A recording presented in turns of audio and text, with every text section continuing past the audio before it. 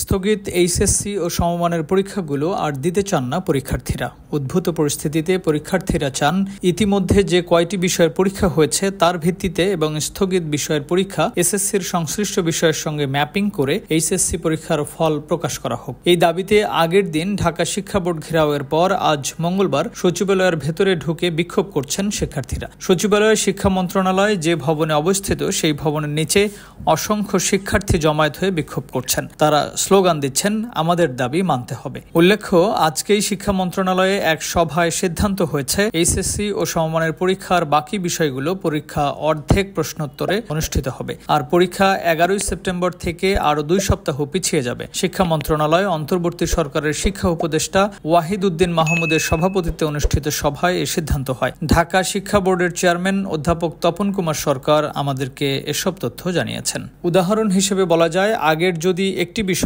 8টি প্রশ্নের উত্তর দিতে হতো, সেখানে এখন 4টি প্রশ্নের উত্তর দিলেই হবে। তবে পরীক্ষার সময় পূর্ণ সময়েই থাকবে। অবশ্য এমন সিদ্ধান্ত হলেও পরীক্ষার্থীরা তাদের দাবিতে অনড় থেকে বিক্ষোভ চালিয়ে যাচ্ছেন। Timeline desk, Dhaka.